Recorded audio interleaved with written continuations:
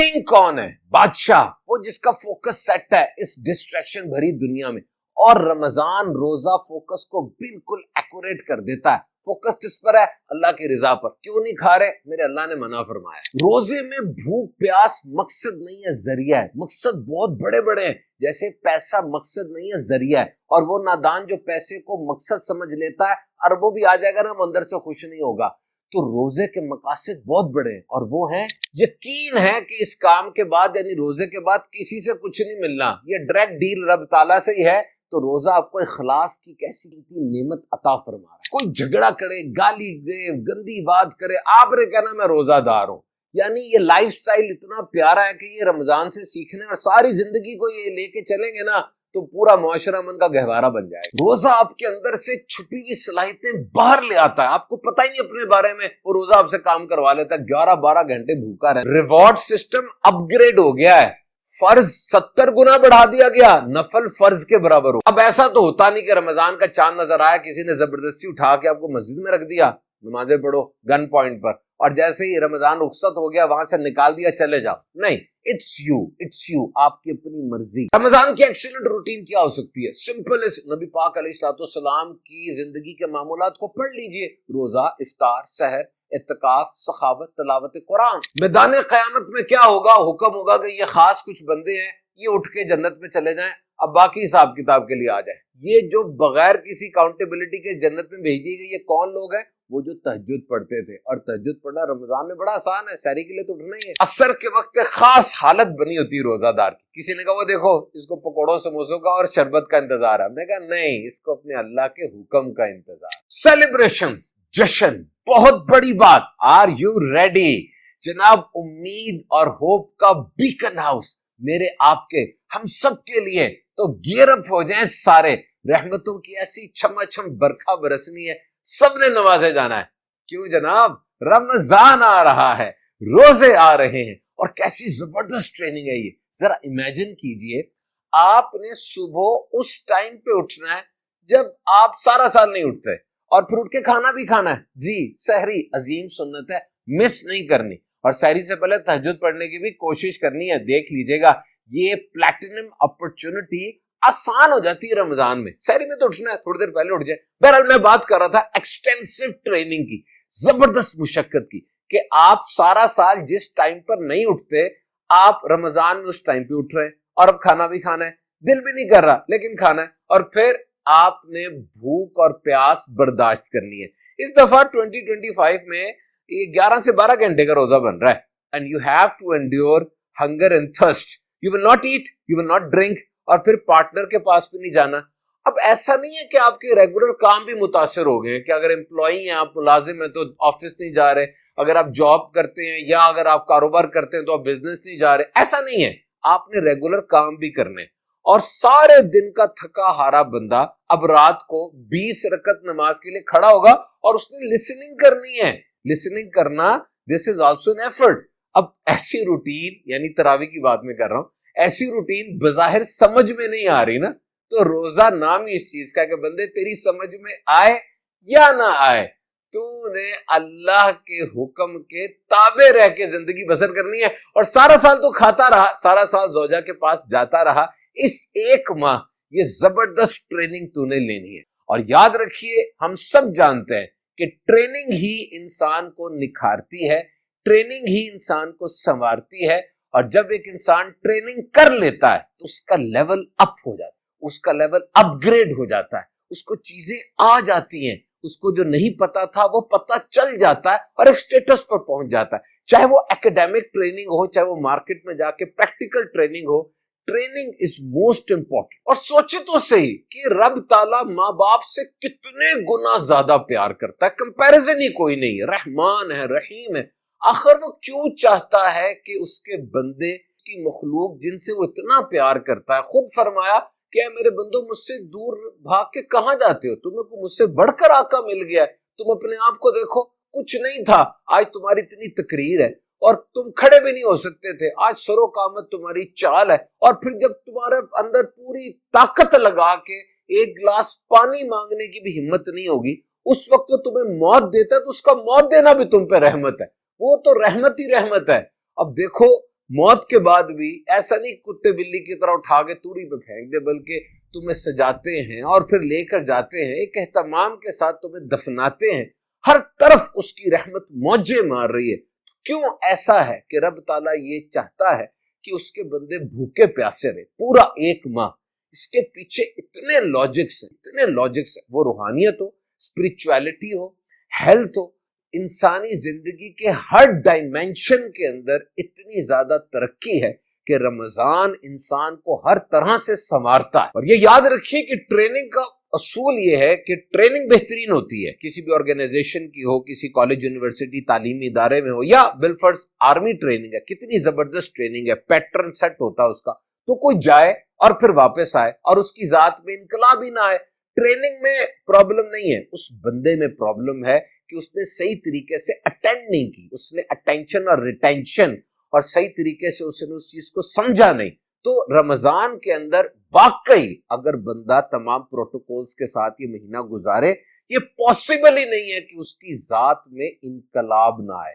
Revolution will be there, 100% will be there. اور یاد رکھیے ایسا نہیں ہے، طریقہ کار نہیں ہے کہ جیسی رمضان کا چاند نظر آیا تو آپ کو زبردستی اٹھا کے مسجد میں رکھ دیا جائے گا، لو جی عبادت کرو، اوپر جناب گن پوائنٹ پر اب سارا کچھ کروایا جا رہا ہے، اور جیسی رمضان رخصت ہو گیا اب کوئی آئے گا زبردستی دھکے مار کے آپ کو مسجد سے نکالے گا، جاؤ بھائی رمضان کا چاند چلا گیا۔ ایسے نہیں ہوگا۔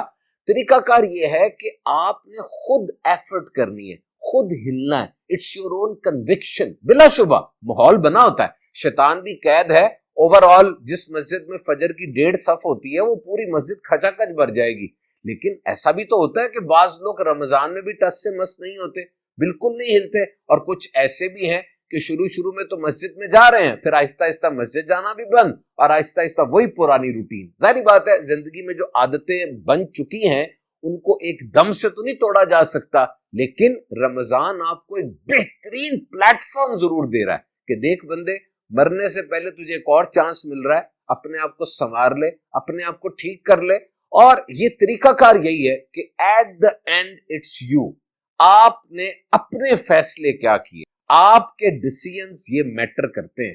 تو رمضان المبارک کی آمد کے ساتھ ہی what we need to do, we need to adjust our mindset.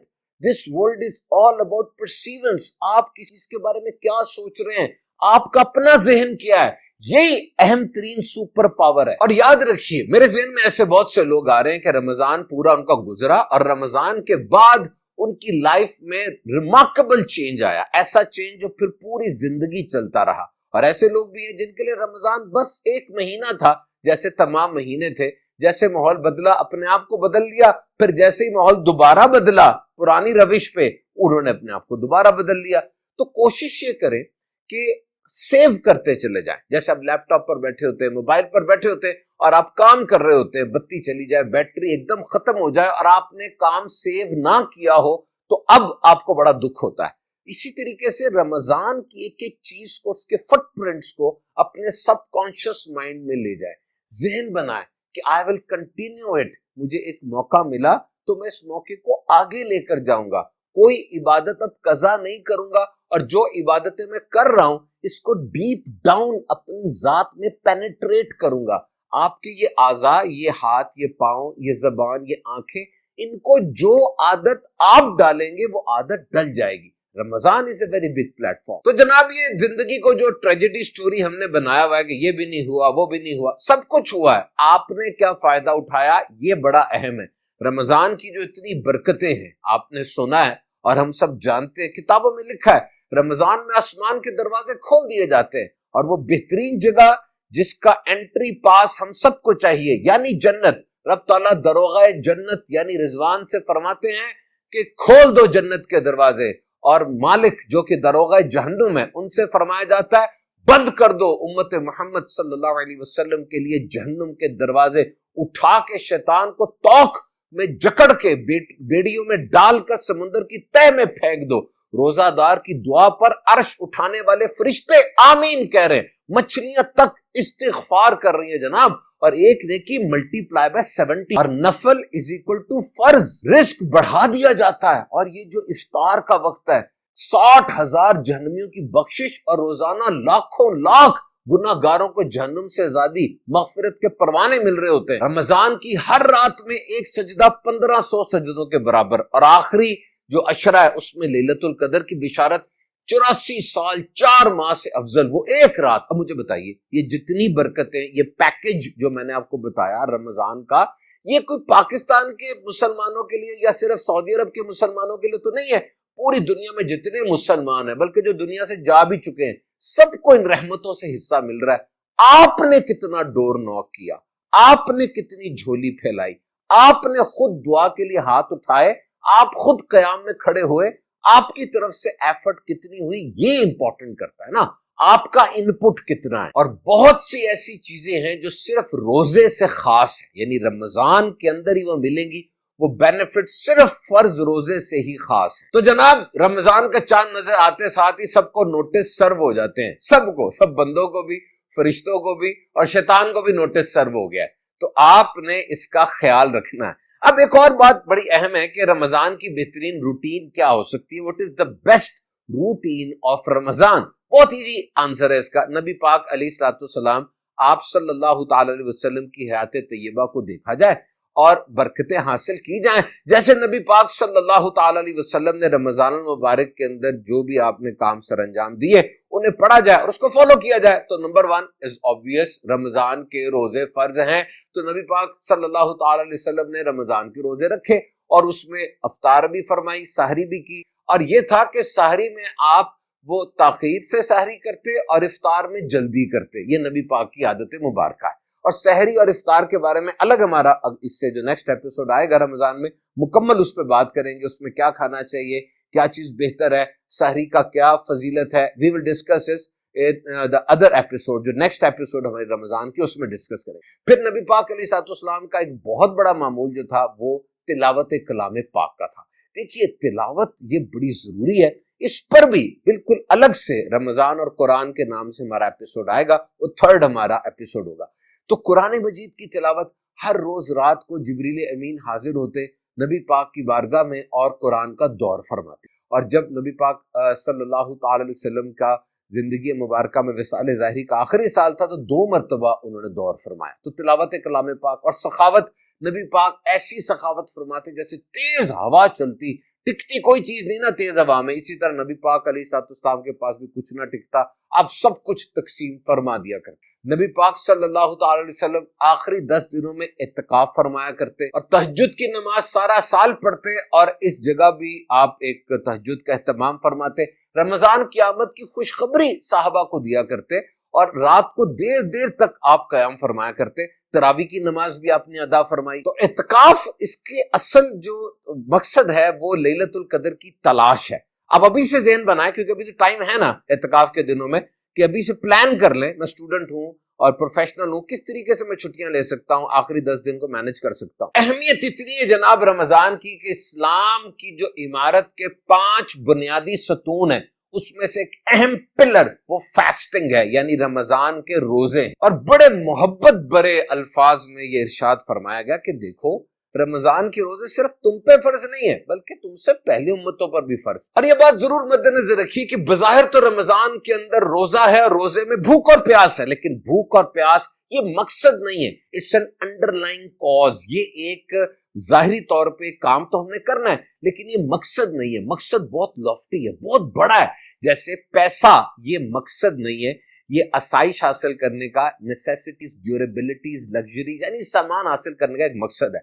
आप पैसे के जरिए सामान हासिल कर लेंगे तो आप खुश रहेंगे, लेकिन वो बंदा जो पैसे को मकसद बना लेता है, अब उसके पास अरबों खरबों भी आ जाए, वो मुतमईन नहीं हो रहा, क्योंकि पैसा मकसद जो बना लिया। तो जनाब, रोजे में भूख और प्यास वो मकसद नहीं है, बल्कि बहुत आला तरीन मकासद की तरफ जाने का एक तरीका है। सबसे पहला मकसद रोजे का क्या है? तकवा, यानी डर, अल्लाह ताला का डर। एक रोजादार जो इतना बाअमल मुसलमान भी नहीं है, वो वुजू कर रहा है और उसकी कोशिश ये है कि दौराने वुजू कुल्ली करूं तो एक कतरा पानी का भी हलक से नीचे ना जाए। मुझे बताइए, कोई एक्सरे मशीन लगा के देख रहा है उसके गले में जी पानी का कतरा अंदर जा रहा है कि नहीं जा रहा? नहीं, उसे अपने अल्लाह का डर है कि मेरे और